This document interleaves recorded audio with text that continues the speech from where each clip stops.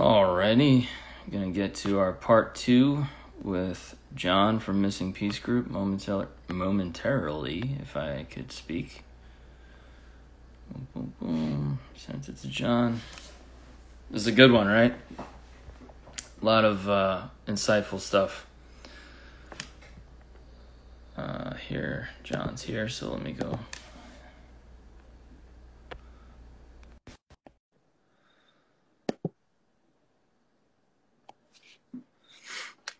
John should be joining us shortly. Here he is. All right. This gives me a little time to get to. There was a question that popped up, and you were saying a lot of good stuff, so I didn't want Instagram to knock us off. But yeah, I wanted to. Let's see if Tom even joins here because I want to get to his question. Well, now I just sent the. Well, as we here's Tom. Okay, so Tom, your hey, Tom. question. He asked a question. He's a fantastic singer songwriter. Also from my town, Massapequa. We grew up together. I actually played drums for. He's basically now a solo performer, but he occasionally will play with a band. I've played in his band at the time, sometimes when he has a band. But he asked the question of how specific should your goals be? I thought that was kind of interesting. Do you have an opinion on that, or wanted to see your thoughts? That's a really interesting question. And I will acknowledge that you can make yourself crazy getting too specific. I agree. It's funny because we're a press and marketing company. So obviously at some point, everyone will ask about Pitchfork. Everyone will ask about NPR. Everyone will ask about Spotify playlists for me, for example.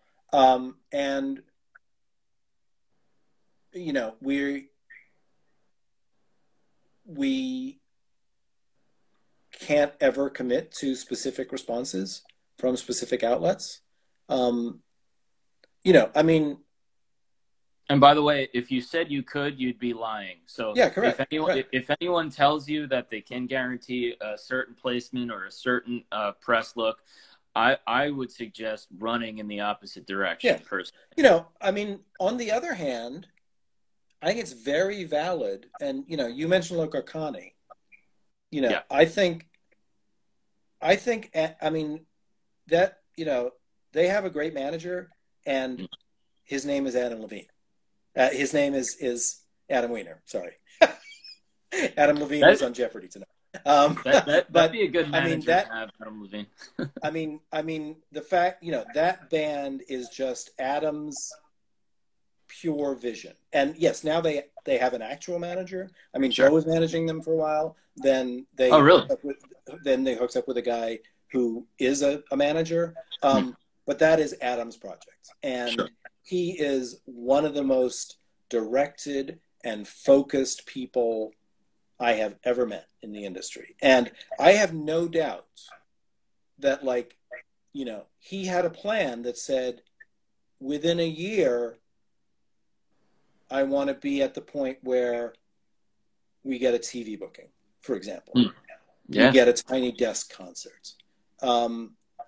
You'll never get those when you want them, but the point is just to keep building, right? Absolutely. Yeah. And by the way, they did get Seth Meyers, if I recall. Yes, they did. Yeah. It was Seth. Yeah. So there you go. Yeah. I definitely agree with that. I think, getting too hung up on specific goals can, waste your time actually, and be unrealistic. It could actually benefit you more to just get the fucking ball rolling any way that you can. And by the way, you can get the ball rolling while never compromising, the music that you want to make, never compromising how you want to present yourself. It's not about that, but the more that you kind of can get started, the better. But I thought that was an interesting question, and I wanted to hear your Yeah. take on it. And no, I mean, it's funny. It kind of goes back to, the old "how do you get your foot in the door" question. Exactly.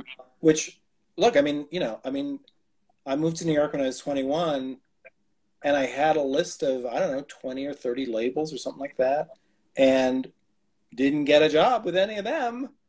Sure. But got a different one, and through a pretty random happenstance. But then, like I said, that was like, then I was in touch with the people at Billboard, and I was calling radio stations, and I was figuring it all out as I went along. And then I kind of figured out, like, oh well, this is how things work, and this is the kind of things that people should be doing. So I think that's completely analogous in terms of band careers. It's just I want to be out there. I want to be playing for as many people as possible. I want to I want different people hearing my music through advertising, third-party playlisting, write-ups, college radio, whatever. You're not going to pick that audience.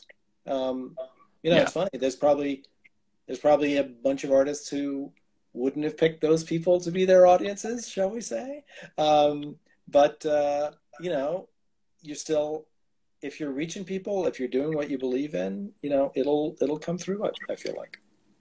I agree. I definitely agree. I could say from personal experience, one of the things that's kind of been, I feel is not a coincidence, is that the less time that I spend worried about a particular hyper-specific outcome, and the more time that I spend on just controlling what I can control. And again, while never compromising, whatever you want to call it, the dream, the vision, I want to be careful, because you don't have to compromise that, but you have to put one foot in front of the other, to use a cliche, but it's true. Mm-hmm. So I definitely agree. Your company specifically does a lot of marketing and a lot of press.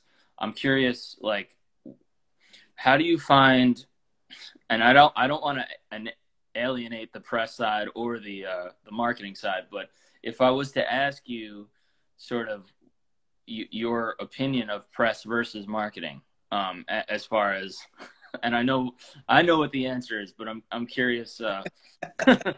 I'm curious, like, if you could speak to that a little bit, because I feel like, from my experience, that's something that I tripped up, right? Like, I was too worried about specific press, just like everybody does, mm-hmm. where there's shit that I could have been doing that could have been putting me in a better position to receive press. Like the last couple of days, a few different people had really nice things to say about "We're Bound to Be Together," and there's a difference between when you see a press clipping and it's, just very clearly sort of a regurgitation of the press release, or, in some instances, it's quite literally a copy and paste job. Mm-hmm. Or there's sometimes where someone actually writes something, that makes you sit and go, damn, like you got it. You know what I mean? But I don't know. I just thought, like, how do you guys deal with that at Missing Piece, the whole press versus marketing thing? So there's a reductive vision of this, which way oversimplifies that question. Sure. To where, press people are just like working our list, I mean, and where they're, and I will acknowledge, and I will happily acknowledge that, there are companies that do what we do for lower fees. And, that's kind of purposeful on our part, that, we feel that the effort and the intelligence and, the commitment of the team that we put in justifies those fees. And on a very simple basis, it means that people are working on fewer projects at once, because, if you're charging less, you have to have more things going to make the same nut. Right. So we take it very seriously that you know, press people aren't just working their list. You know, but, you know, we are always going out and finding new avenues and new potential places. And so we've like, you know, I mean, we were the first PR company that really took National Public Radio very seriously. And that, you know, that was the original unique selling proposition of the company. When it was just Michael at his kitchen table, it was like, you know, I understand NPR because, you know, I mean, you know, Michael ran marketing for Razor and Tie and for Artemis and Mercury, and he was hiring those agencies, and he always wanted to hire the agency that got in really well with, you know, with NPR and you know, beyond just like one or two reviewers, but really understanding the whole of that network, which even 11 years ago now was much bigger than anybody realized, and was very powerful. And since then, obviously, you know, we've kind of proven that point several times, and other people have gotten it. So, you know, we're trying to always stay ahead of the curve to where we're working very diligently to make sure we're connected with every good podcast, and not just like somebody talking about music, but, you know, again, going back to like, what's the narrative of the artist, you know, where, you know, what's an interesting pitch that we could make for, you know, a completely different type of podcast, you know, how it's made, or Comedy Bang Bang, or, you know, different type of projects will match with different and very interesting and unexpected media outlets. And those are big wins. And where, you know, when we could like, you know, when we got Los Straitjackets to like be within the NPR studios and play all the interstitial music on the show live, like the bumpers between every story segment, that was amazing. And that was just like, you know, somebody just had that idea once, like we should do that with these guys. And you know, we had built enough relationships with the producers of All Things Considered that we could pitch that it was taken seriously, and that it got done. That was great. And then on the marketing side, again, you know, in other places you might say, you know, that the press teams are going down, like I say, you know, a much more narrow road, whereas, you know, the rest of marketing is kind of, I mean, look, project management is understanding the whole of how to bring something to market. I mean, you know, if an artist, you know, I'll ask an artist to give me a master and a logo and a piece of artwork, and from that point I can take it from there, you know. And obviously I'll work with you to express your vision, and I want to know what your vision is.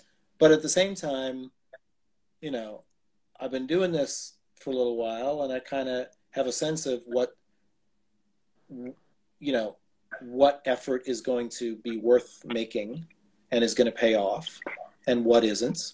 And, you know, when we should focus on press and when we should focus on radio, or, you know, I mean, you know, these days, I mean, it's funny, you know, as sort of label manager for a few different client labels, you know, I mean, sometimes I'm calling retail these days, you know, and by calling, I mean emailing. But like, you know, I mean, I'm just, you know, I'm setting up a video session with Rough Trade for one client right now. You know, which is funny because my first day at that first label job that I had, they like gave me a list of stores and said like, call these guys and check stock. It's like, hi, do you have the blah record? Is it selling? How many do you have?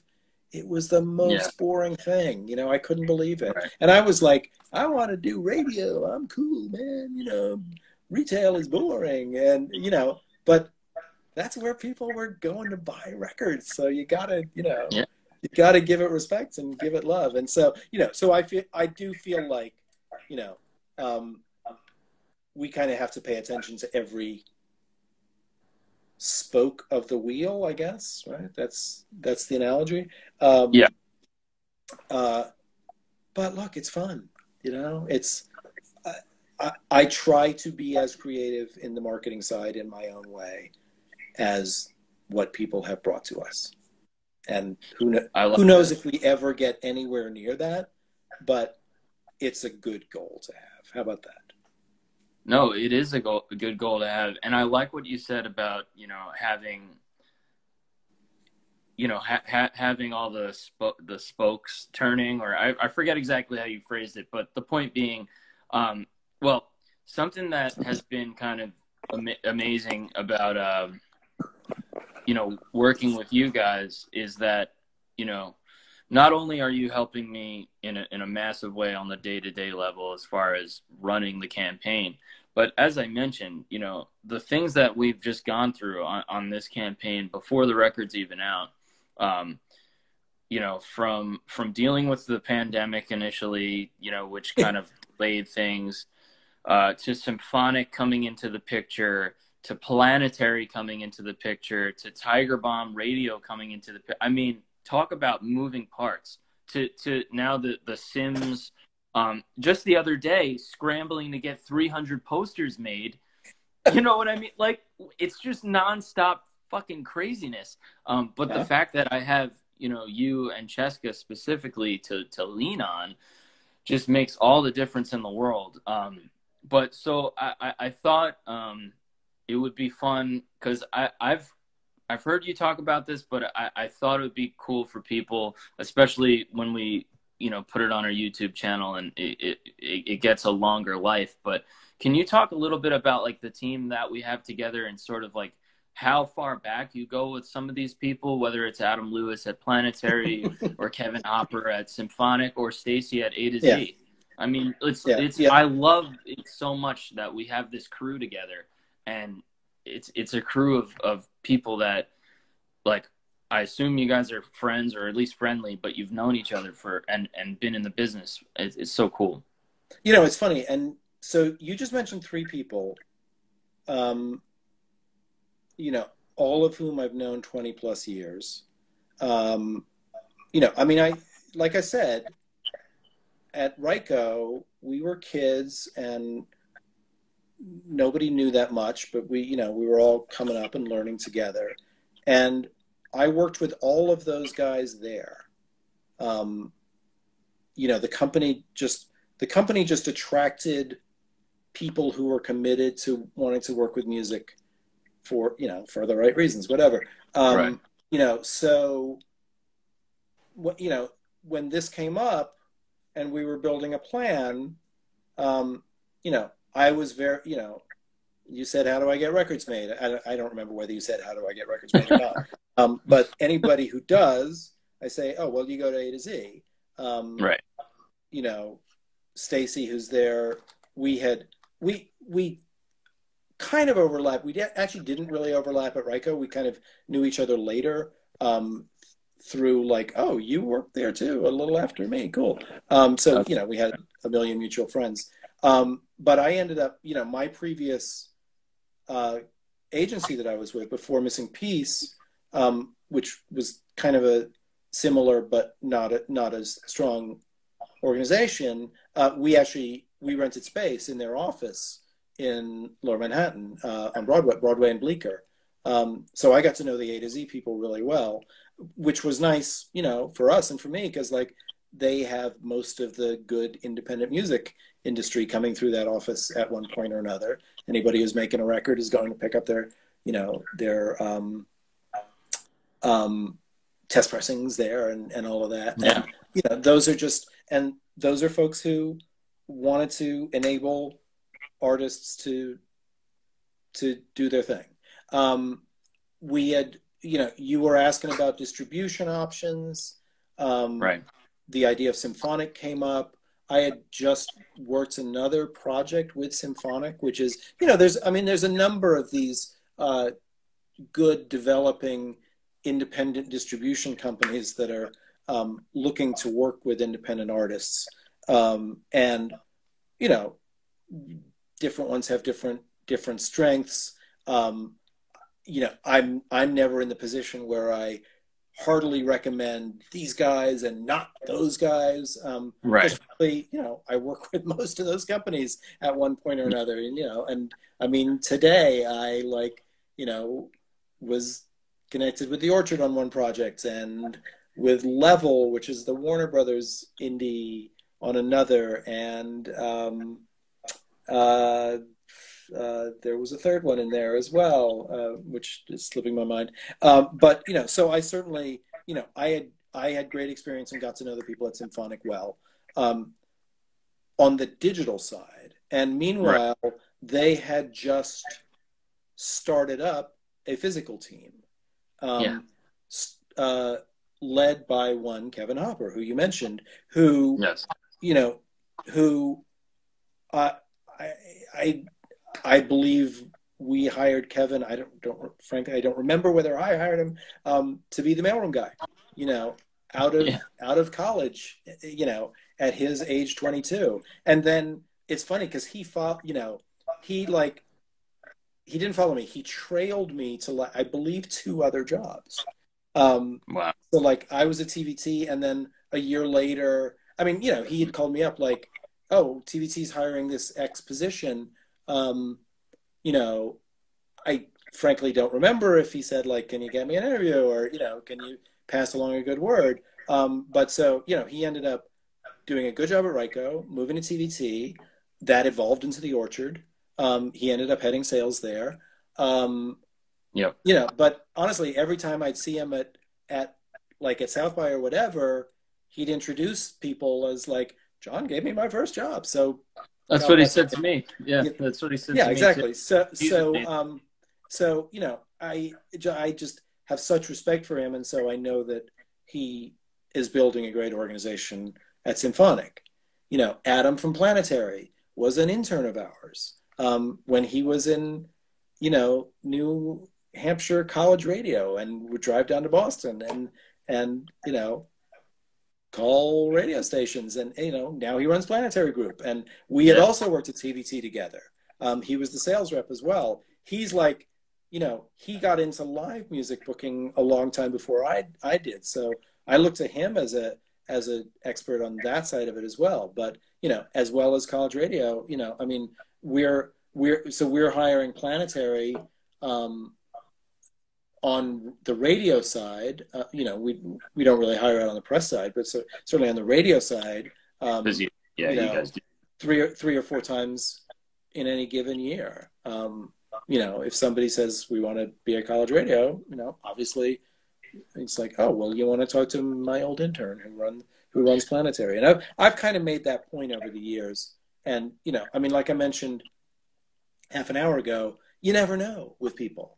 And, you know, it's like, exactly. Yes, if I can get that one college programmer tickets to that one show and they're psyched about it, you know, these days we're going to stay in touch. You know, you never know who's going to get what job, and you never know who you're going to want to be in a good situation with. And, you know, because the industry has kind of, you know, I mean, I got to New York. It was in a recession, actually. It was hard to get a job. The industry got bigger. It got kind of fat. And then it all fell apart, you know, during Napster days and file sharing days. And it all fell apart. And, you know, you know, everybody went through that at one point or another. And now it's kind of back on the upswing, and that's great. But what happened was, you know, all the people who were in there for another reason, didn't. There was no reason for them to stick around in music, because I love that. If you're not, you know, if you're just doing this to make money, you're not doing it right. Right. Have you ever heard of a more sick idea than that? Like that. Oh my God, you have severe brain damage if that's the case. That's fucking hilarious, man. Oh my God.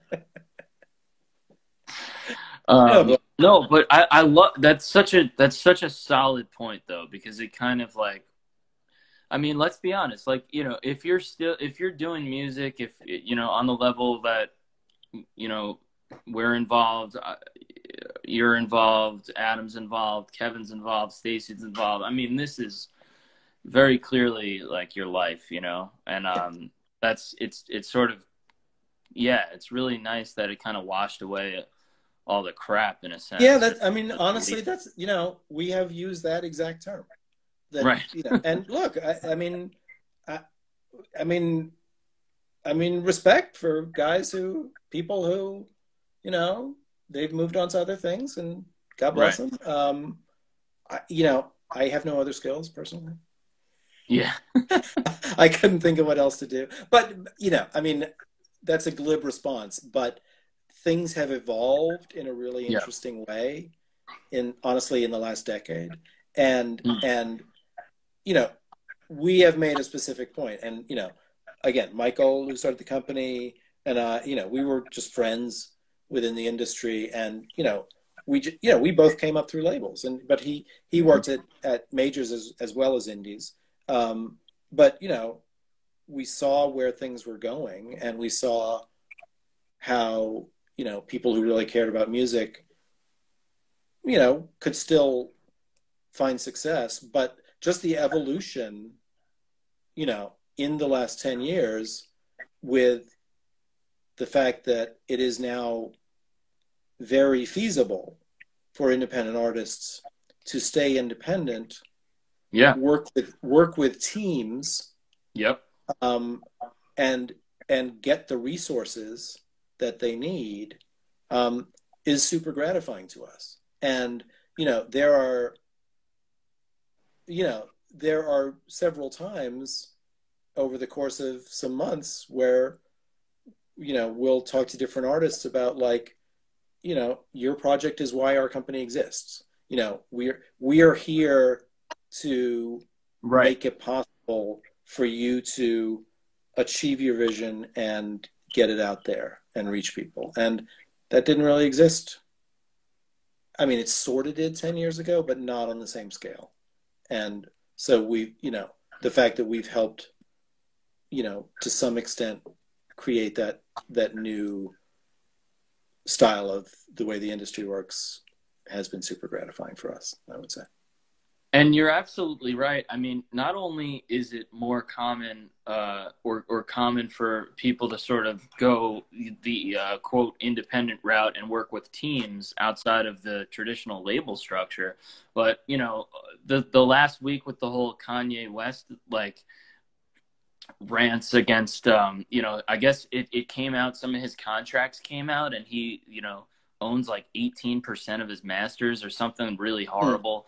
And he's trying to get back. I mean, you now, and the word is that he's kind of like, he's upset that some of his contemporaries or even people younger than him, you know, whether it's like a Chance the Rapper or something, like were able to figure out an independent route and kind of retain their masters, and he's locked in some pretty serious. When I first saw it, I was like, all right, Kanye's yelling about something again, who gives a shit? And then I actually read some of like what the contracts were. They're pretty bad. But you know, again, I think it's a good point. But yeah, I mean, I would totally, like, if I was the person, I would shoot a commercial on behalf of Missing Piece Group and just be like, these guys can fucking do everything. I mean, from my association with you guys, you know, the like I said, the distribution deal with Symphonic, that doesn't happen without you guys. Does not happen. The relationship with Planetary, which is now, like we said at the top of the show, our, you know, Gamblers is the 4th most added to college radio this week. That's a big fucking deal, and that doesn't happen without you guys. And then we also brought Planetary on for press. So yeah, man, I just want to thank you for everything. I wanted to bring you on for this week's episode with our album coming out in 2 days, because frankly, it doesn't come out on this scale without you. That's 100% a fact. I appreciate you saying that. And I appreciate you saying all that, and I congratulate you on getting to this point as well. And you know, I mean, like I say, you know, we've always been very, you know, purposeful in wanting to work with an artist who has a vision and frankly also has a commitment to doing the work and and you know, seeing it through and staying committed at every phase. And you know, I mean, anytime I have to write like, you know, a Twitter bio or a, you know, my fucking headstone or something like that, or, you know, it's just about doing the work. It's just like, you know, just put in the time, think about it, you know, make the commitments. Sometimes that means spending money. Other times it's just like, you know, showing that you're serious and showing everybody that you're serious and committed to your own career, because nobody else is going to be committed to it. You know, everybody else is kind of doing their own thing. So you know, it's been great to work with you on that, you know, because, you know, it's so clear that, you know, you have that drive to see this through. And, well, thanks, man. So like I said, this is kind of the perfect way that we love to do this. Yeah. Well, damn. That's really awesome to hear, and I appreciate it. John, thanks so much, man, for coming on.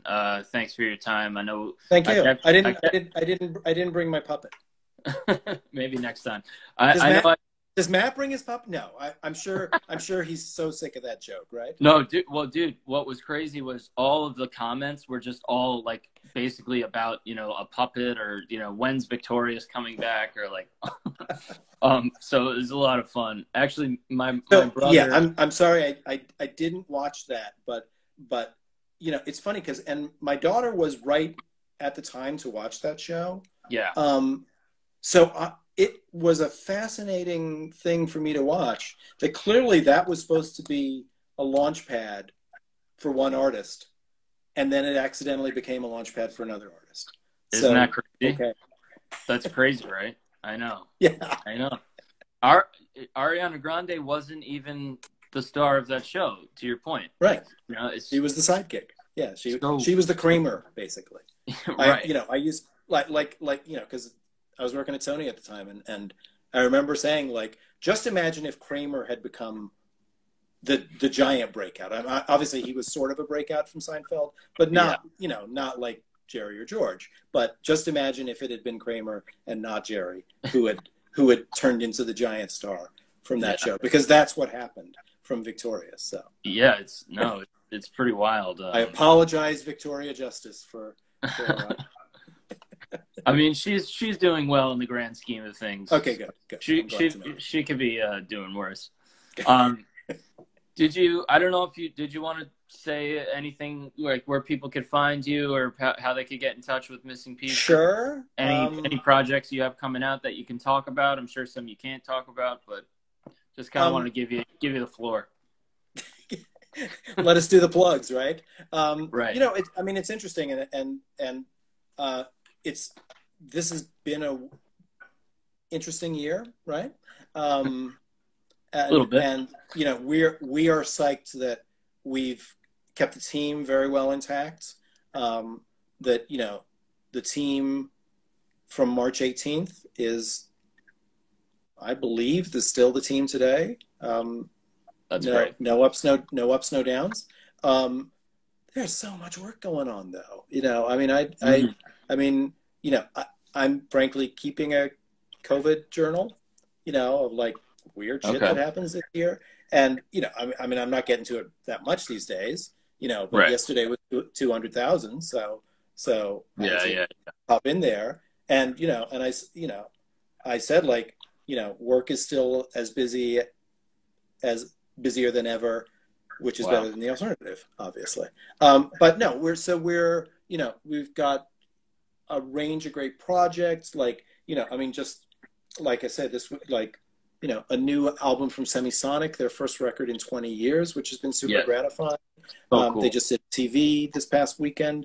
And on the kind of farther end of that, other end of that spectrum, you know, there's this new indie band, which is really one guy called Model Child, who's he's a songwriter and just kind of crazy creative stuff. And at the same time, like, you know, we're we're rocking it with our label as well, which is, you know, still, you know, it's different. It's kind of the same work, but it's for our own projects. Right. But so we've licensed a couple of bands from England, one called Another Sky, who are this fantastic kind of psychedelic indie band, and then these guys Buzzard that are like, you know, the new glam rock, which are beautiful. And then we signed a guy from recently Brooklyn, originally Denver, a singer-songwriter named Zach Heckendorf. Oh yeah, I've been seeing it. Work with. Yeah, and his album's also coming out Friday. So, you know, it's just such a fun range of projects to work on, and, you know, to get to work closely with everybody and you know, help them here has been super gratifying. Anybody can find us at missingpiecegroup.com. Get in touch. You know, I'm John at missingpiecegroup.com. We also have info if anybody wants to get in touch. But, you know, we're out there. We're on all the socials, and we're just keeping the good stuff bubbling as much as we can. That's great, man. Well, thank you for not just joining me tonight, but thank you for everything as we gear up to release this album on Friday. And just really appreciate it, man. And I'm sure we'll probably talk tomorrow at some point. I'm sure we will. Thanks, Mike, for doing this. I love that you're doing this, and even that you got me to come on. So that's great. Well, yeah, like I said, it had to be someone from the team for release week. So I'm glad you made it happen. So that's a good idea. Yeah, I appreciate it. Good. We'll talk soon. Thank you, John. Yeah, great stuff, man. I'll talk to you later, buddy. Bye, everybody. Now I get to go see everybody here. See what everybody's doing in my house. Leave my basement. You did great. Talk to you later.